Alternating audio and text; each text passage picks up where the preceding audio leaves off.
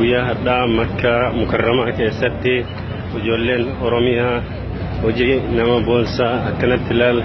qeerroon Oromiyaa alaabaa ta'een ol qabanii waan nama gammachiisaa argisiisaa jiranii bilisummaa mataa ofii gonfachuudhaaf abbaan biyyaa Oromoodha jechuudhaaf nuti Oromummaa keenya ibsatuuf akkasuma musliimummaa keenya illee keessaan ibsataa guyyaa kana guyyaa gammachuun guyyaa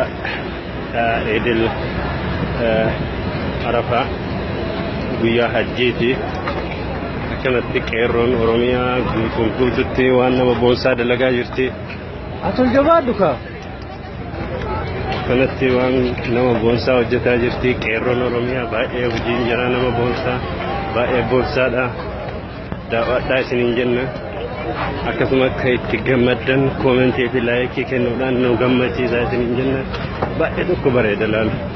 qeerroon Oromiyaa sodaa tokko malee wayyaanee mataa isii gad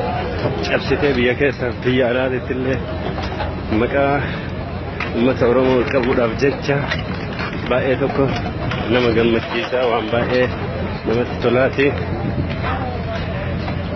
Ummanni musliimaa labbayk Allahumma labbayk jechuudhaan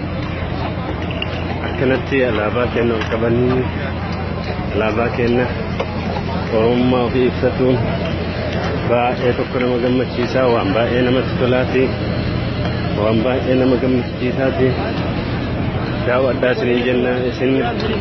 ijoolleen Oromiyaa guyyaan bilisummaallee akkasumatti kan ooltee jirti kana fakkaata qeerroon Oromiyaa sodaa tokko malee alaabaa ofii mirmirsuudhaan alaabaa bareedduu ta'e tana ol qabuudhaan laal addunyaa irratti mul'isaa jira akkana hojiin ijoollee Oromiyaadha qeerroo Oromiyaadha baay'ee tokko namatti tola waan baay'ee nama boonsaa ta'uutiin ijoolleen Oromoo dalagaa jirtu biyya alaa fi biyya keessatti illee akkanatti hojii boonsaa kana dalagaa jirti qeerroon Oromiyaadha baay'ee waan namatti tola baay'ee waan nama gammachiisaa baay'ee waan nama boonsaati kana fakkaata qeerroo Oromiyaa.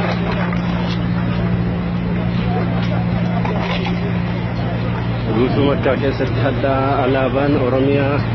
hedduu miidhagdee mul'achuutti jirti. Mee warroonni Oromoo taatan laayikii fi koomentii kennuudhaan jirra jedha Oromoon gadaan gadaa bilisummaati injifannoon kan uummata Oromooti injifannoon kan saba bal'aati wayyaanee uummata caalaa uummata keenya fixaa jiru kana rabbiin irra nu haa oolchu inshallah nullee gumaa ilmaan kennaa hin baafnaa jennee abdiidhaan itti socho'utti jirra qeerroon Oromiyaa gumaa ilmaan teenya baasuudhaaf qophii irra jirti akkasumas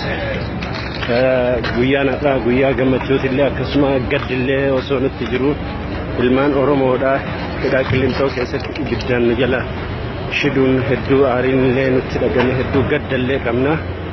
baay'ee tokko waan nama gammachiisaa hojjetaa jirti ijoolleen Oromoodha. Mee warroonni itti gammaddan koomentii fi laayikii kennuudhaan nu gammachiisaa isiniin jenna asuma keessallee gadda keenyallee ibsataa gammachuu keenyallee ibsataa nuti onnee teenya keessa gaddillee jira kan akka obbo Baqqalaa Garbaa fa'aa kan akka obbo Dajanee Xaafaa fa'aa ibiddatti shiduudhaan kun baay'ee gadda nu keessa hambaanee baay'ee gubata nutti ta'ee jira inshallah qabsoon itti fufaa qabsaa'anii kufaa injifannoon kan uummata Oromooti injifannoon kan saba bal'aati jabaadhaa opiidiyoon ganda keessa ammoo wanni nuti isinii dhaamnu qeerroon Oromiyaa of duuban deebitu isin qeerroo Oromiyaa waliin dhaabattanii akka qeerroo Oromiyaa waliin bilisummaa keessan gonfattan isiniin jenna opiidiyoon uummatan gurguratina mucaa ummanni hedduun baay'ee isin gorfataa jira gorsa ummanni keessan kun isin gorfatu kana laalaa ofirraa duuba deebi'aa ummata keessa waliin qabsaa isiniin jenna qabsoon akka isin hin tarre osoo guyyaan isinitti hin dukkanaa'in beekadhaatiin ummata keessa wajjin qabsaa isiniin jenna opiidiyoon ganda keessa obbo Abbaa Duulaa Gammadaa atis ummata keetti deebii ummata kee waliin qabsaa'ii Muktaar Kadir bitamtu hin bitamini ummata kee waliin qabsaa'ii alaabaa ta'e tana ummata Oromoo waliin mirmite Finfinnee irratti siin jenna. Hundumtu keessanuu assalamu alaikum warahmatullahi wabarakatuh.